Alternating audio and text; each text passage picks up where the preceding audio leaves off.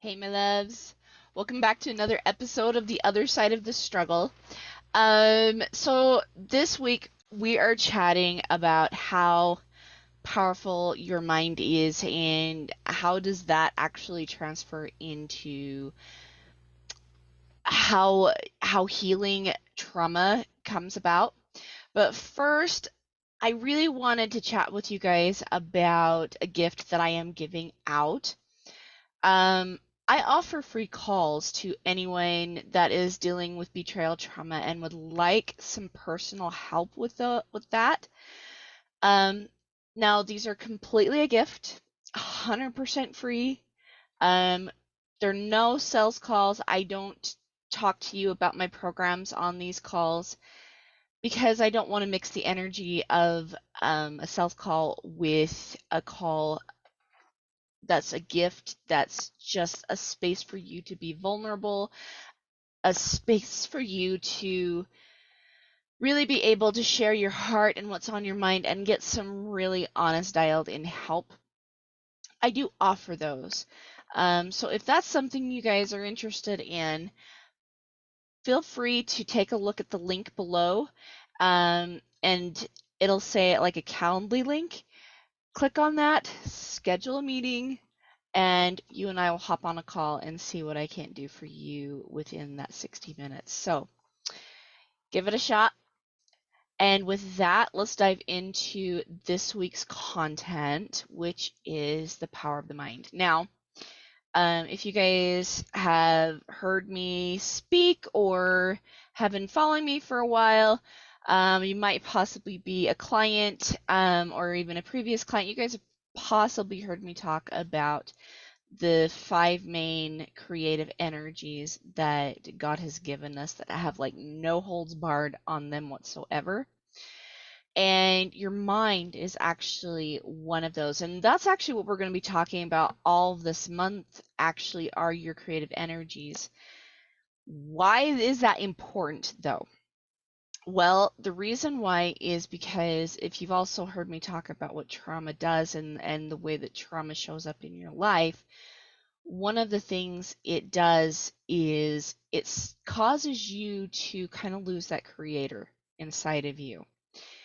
This is part of the reason why I hear a lot of women say, I just wish I knew who I was. I wish I could reconnect with who I was. I wish I could figure out what are my gifts, what are my talents, but I can't because we've got all of this trauma in my space, in my face, day after day.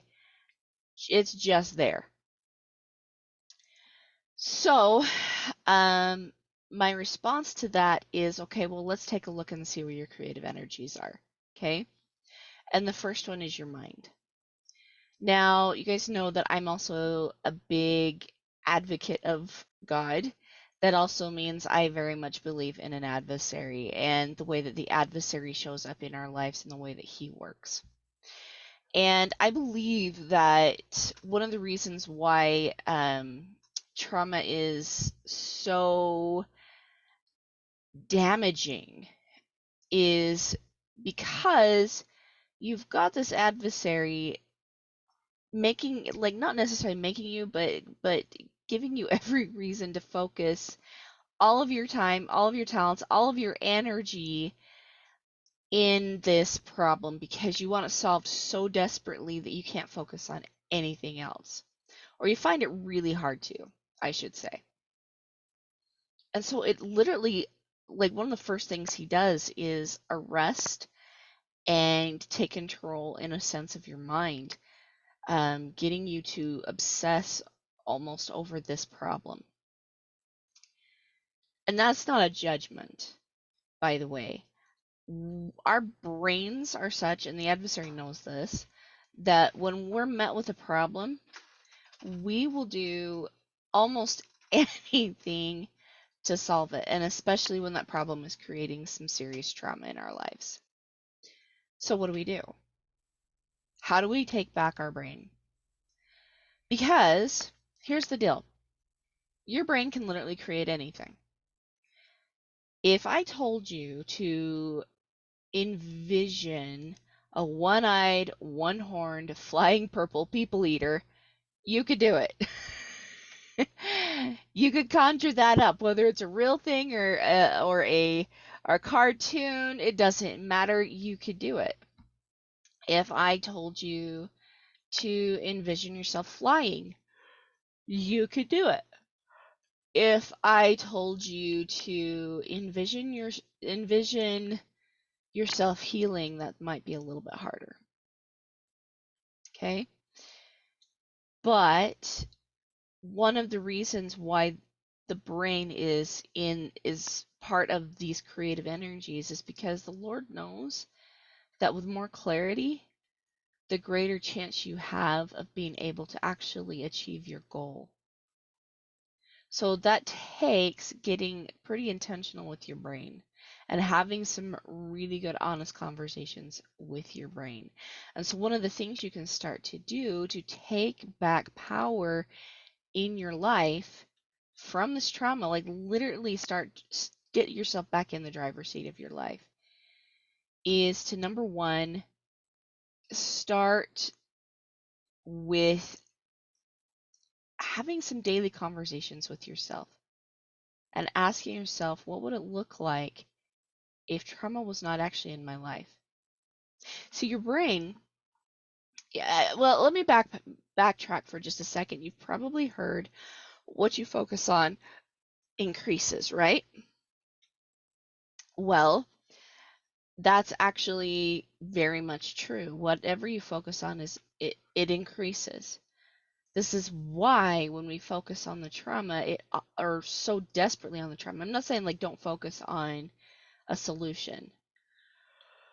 But when we focus so desperately on the trauma, what ends up happening is it kind of becomes bigger. It seems to overtake us, and it becomes a problem that is insurmountable. And your brain just has a really hard time wrapping itself around something that seems so hopeless and large, to be honest with you. So we need to show ourselves what hope looks like. What does healing look like? We need to get details.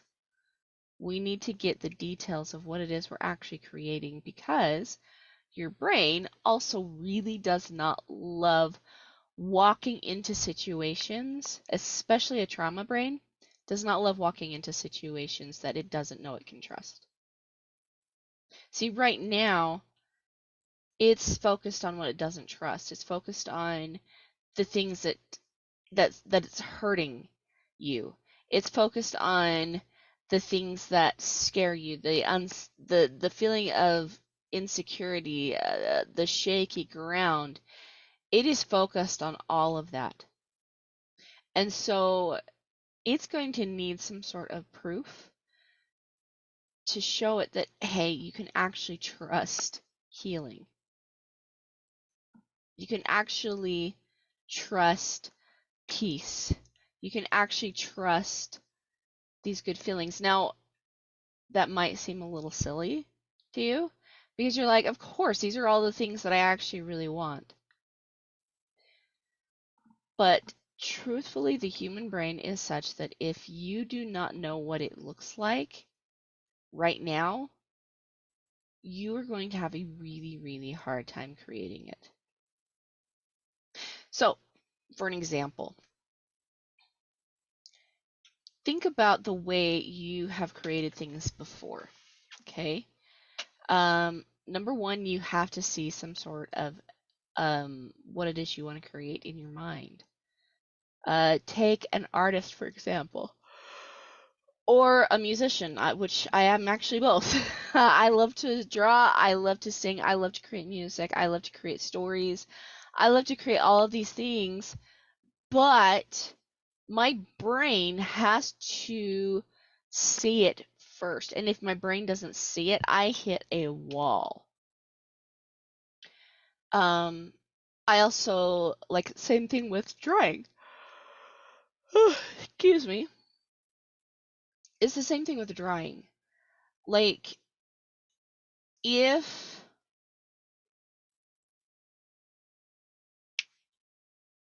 if um I am wanting to draw a horse, or if I'm wanting to draw some sort of landscape, or create anything that's artistic that way, I often will pull up a couple of pictures on Google and just take a look at them and then create something from that, because my brain needs to see what it is I'm actually creating, and so I can actually see the details. Your brain needs details, and it needs details in a big way. So, what do the details of your healing look like? This is actually where we start to get intentional. For me, it actually came down to knowing myself and how I really actually wanted to handle betrayal. What did it look like for me, and what did it feel like for me when betrayal came up, in a way that made it so I didn't feel like my whole entire world was being ripped out from underneath me? What did I really want in my family? Who did I really want to be? Um, what what kinds of things did I actually want to create in my life? But I think it really started, like, my healing journey, and getting my mind on board. I think it really started with understanding myself a little better. So I started doing this meditation called the Ideal Self Meditation. And I started to show myself what who who is the person that, like, mm, let me think of a better way to explain this. I started to show myself what it looked like, or what I looked like healed.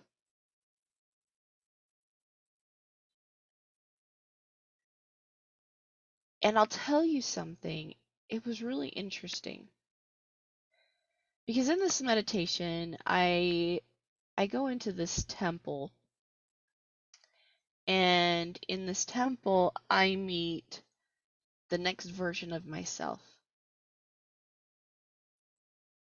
And I get clear on what that person looks like, how they respond, what are some of their basic characteristics.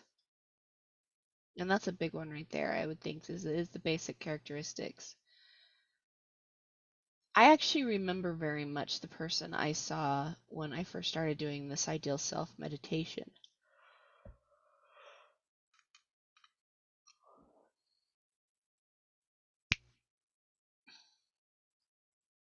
For example,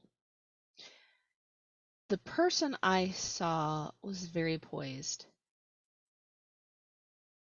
She was able to stay in control of herself in the face of chaos. Um, she held her head high. She had a lot of confidence in herself and in her decisions. At that time, I didn't. I had like zero confidence in myself and zero confidence in my decisions. Because my brain was actually fighting against me, telling myself that all of my decisions and all the things that I had done up to that point had blown up in my face.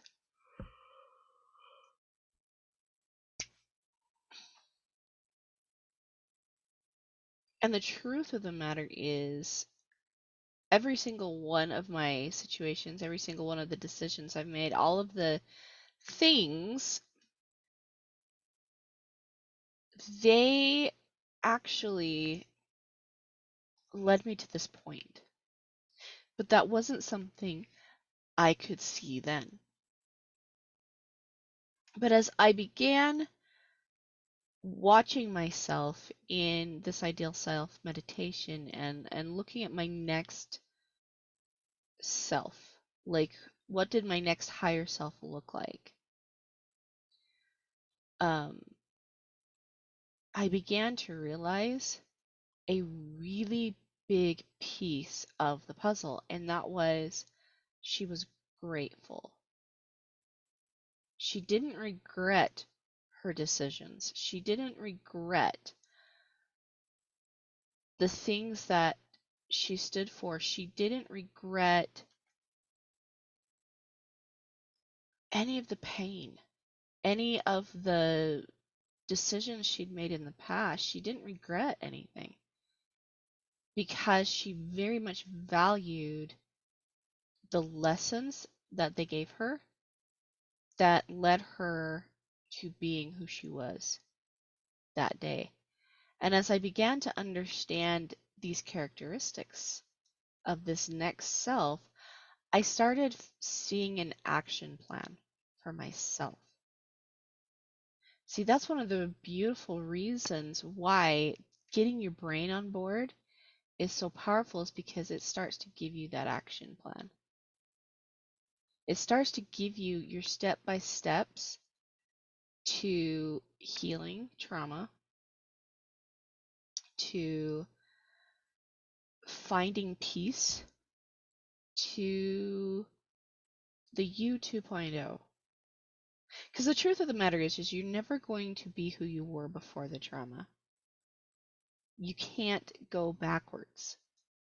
Because the person you were before the trauma doesn't know how to heal that trauma. But the person you get to be does. So it's not about looking backwards, it's about looking forwards and getting your brain to understand and be on board with what that looks like. So, how do you become grateful for something that seems so terrible? That's actually a really great question. Like, really great question. And the answer to that is you realize the lessons that it's teaching you. See, it might seem crazy to say I'm grateful for debt, or I'm grateful for the pain, or I'm grateful for this trial that is in my life. But what if that trial never was a trial in the first place? Um, Kelly King Anderson, well, she's actually Kelly King now. Kelly King and I talked about this, and you can go back and look in my podcast histories. If you haven't heard that podcast yet, definitely go back and listen to it. Because she and I talk about the idea that trauma and trials also have the ability to turn into miracles. And I would even go so far as to say that every trial I've ever had has always turned out to be a miracle if I'll just give it a chance. Not all miracles have been trials, but every trial has always been a miracle. That is true. And if we're willing to learn from it, some really, really powerful lessons, we can find boundary setting in there. We can find confidence. We can find a deeper love of self. That was something that my ideal self knew and understood, was how much she loved herself. That was something that would never go away. And she could understand how how this trauma that was happening in her life actually helped her see some of her some of the things that needed fortified in her life, like her self-love, her confidence, her boundaries, and all of these other things.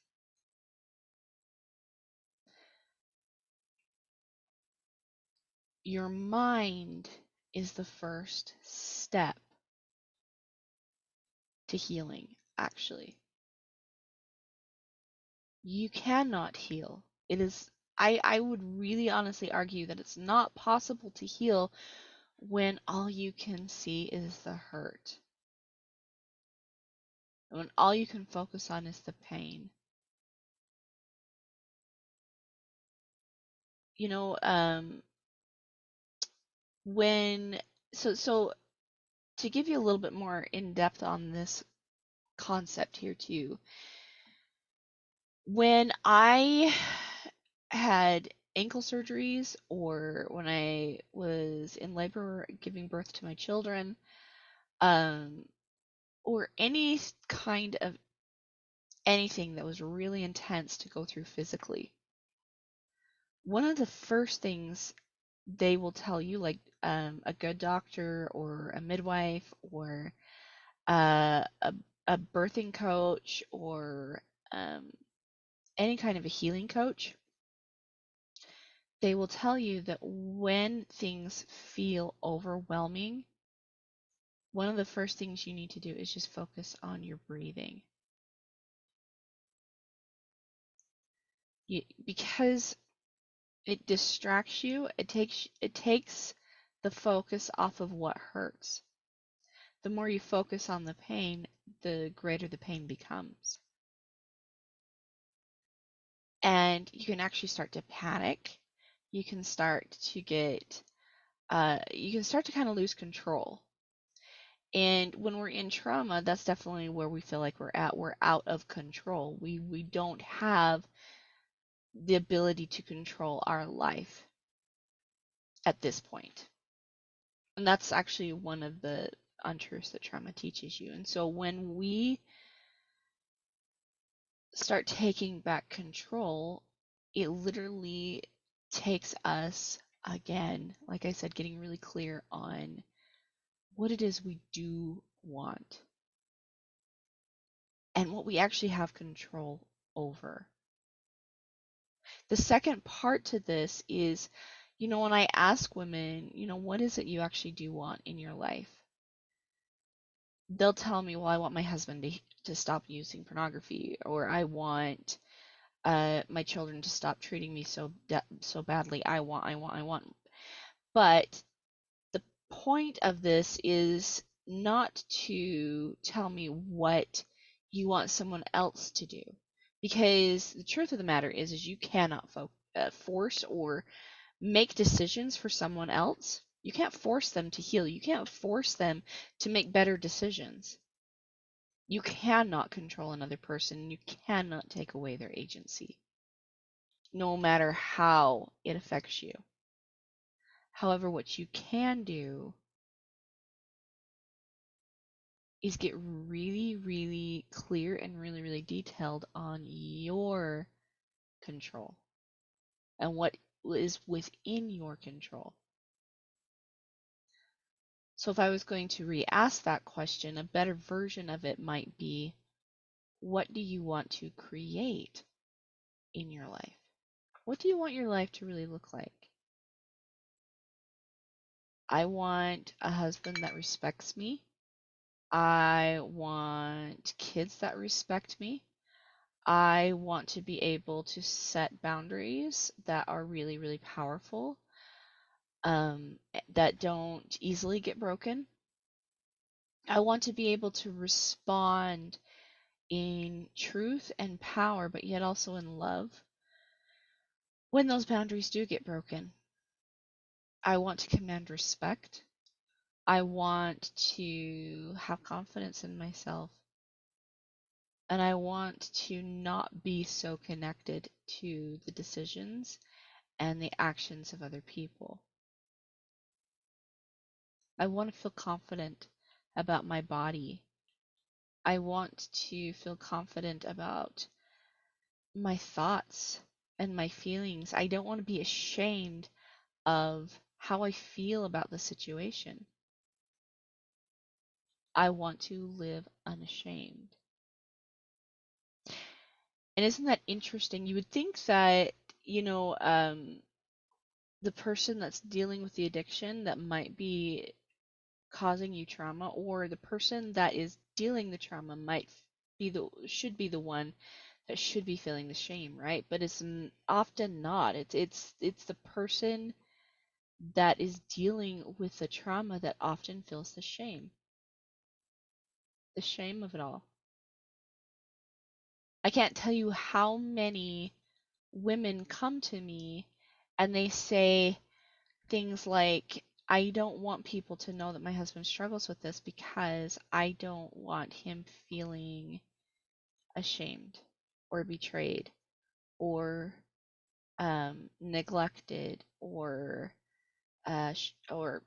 really honestly just embarrassed or any of the shame emotions. And the reason why is because you know what that feels like. You can actually understand what that looks like and what that feels like to a degree. But the problem with that is it often causes you to carry the entire burden alone. And this is what women are struggling with. This is what the betrayed partner struggles with, is carrying the shame and the guilt alone. And this is why you want him to tell you the truth. This is why you want him to be honest with you, is so you don't have to bear that shame and guilt alone anymore. So that you actually can be equally yoked together.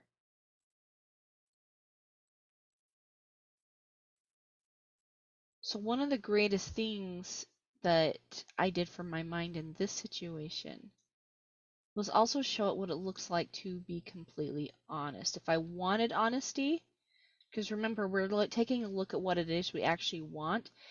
If I wanted honesty, I had to give honesty. So where was I not being honest?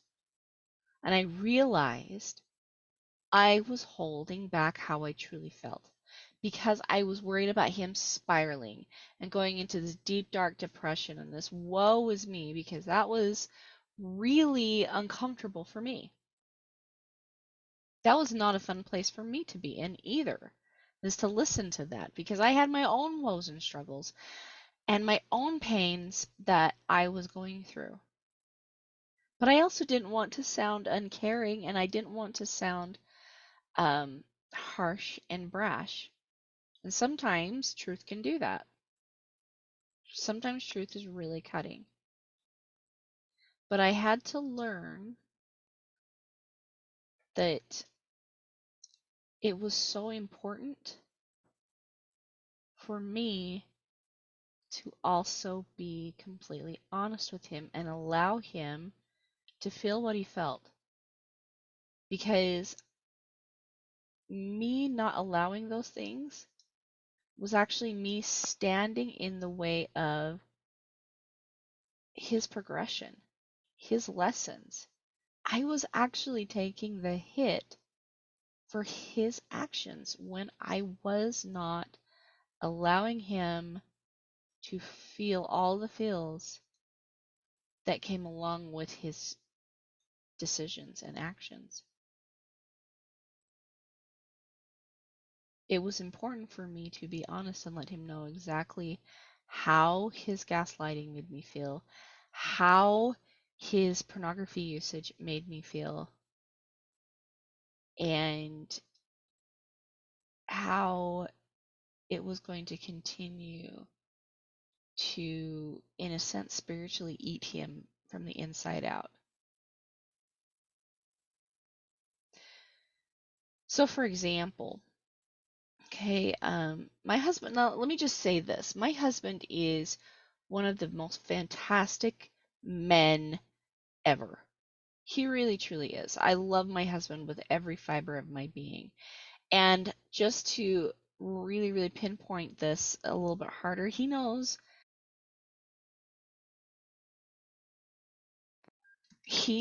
with absolute clarity what I talk about on this podcast. He knows that I often talk about the struggle with his pornography addiction and um, everything that it did to me. He also knows that I talk very much about the healing from it and how much I needed to heal from it. He's 100% on board, and he's 100% okay with me sharing this. 100%. He's behind me on this because he knows how important it is for healing. And even though he's still working on healing his trauma, because actually that's what is at the root of his addiction as well, believe it or not. It's at the root of almost every addiction. Um, Even though he's still healing his trauma and the pains that he perceived, he can still be behind me and support me in this journey.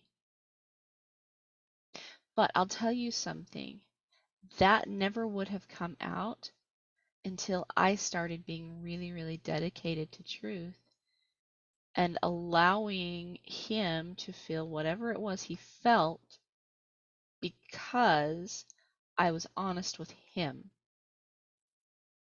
Because isn't it also what we really want from our husbands?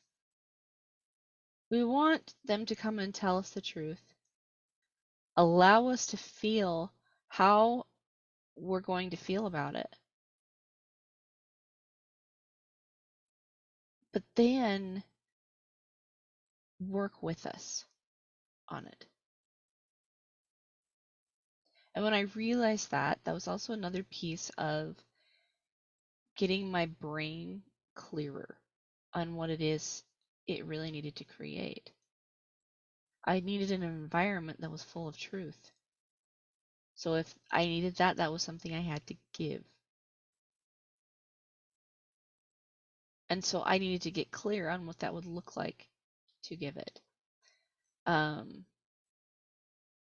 you know, one of the things Ruben did when he was dealing with his pornography addiction is there was a lot of body shaming directed at me.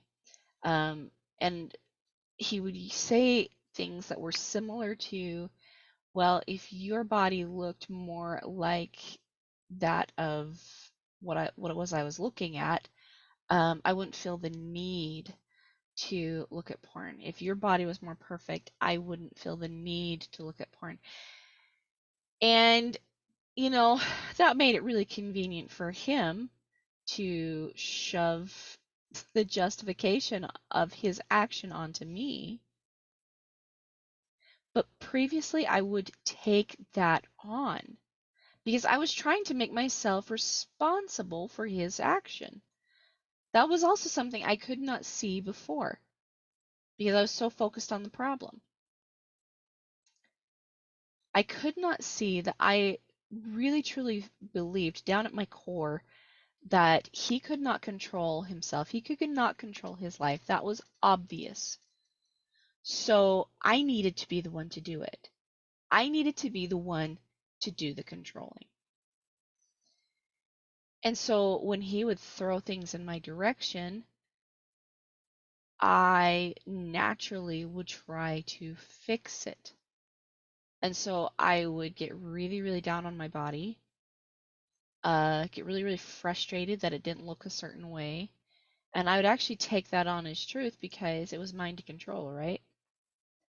Now, I know that doesn't make any sense to your conscious brain, but to my subconscious, that was what was there. And my brain was literally working against me because it was trying to take on the primary role of healing his problem so I could heal. because I believed I could not heal until he healed. At the very core of myself, that's what I believed. So imagine his shock when I realized that the truth of the matter was just that it had nothing to do with the way I looked. Because it wasn't about me. It wasn't about the way I looked. It wasn't about anything I did or said. He had this addiction before he even knew me. So obviously it couldn't be about me. It wasn't that he was feeling deprived by me. It was that he was depriving himself. So imagine his like shock when I looked at him and I said, "Well, you can believe that if you want to, but it's just going to get you in the same position you're in now." He was pretty darn shocked.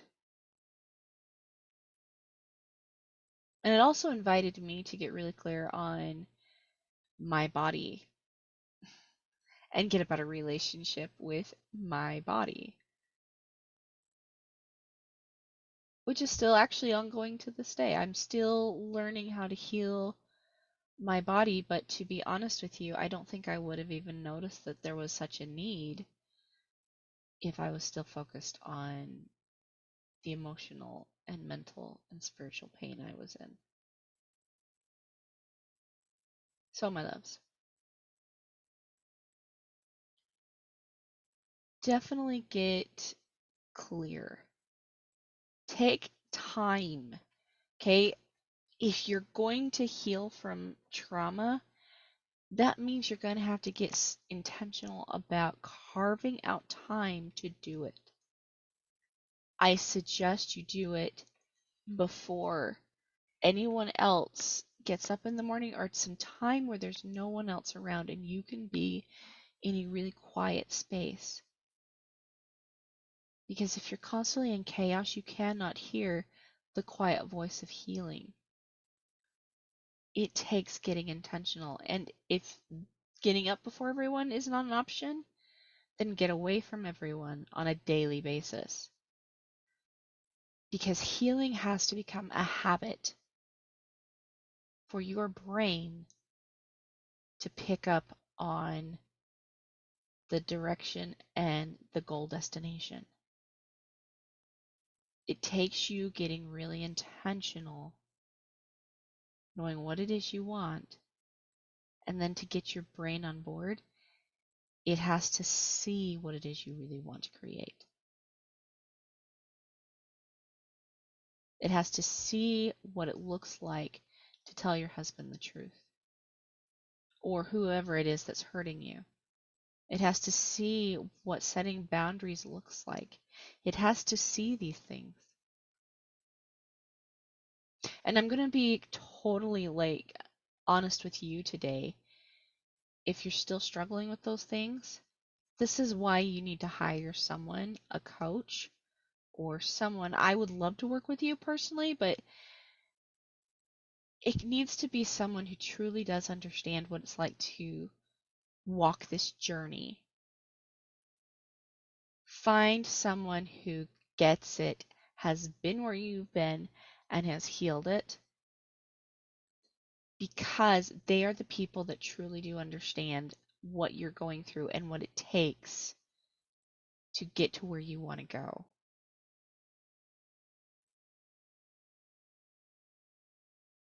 That free call is still on the table.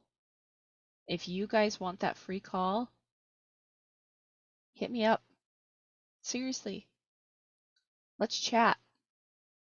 I would love to support you. No sales calls. They are 100% dialed into you. So if you guys really want to get your brain to obey you and on board with healing trauma, let me know. Hit me up.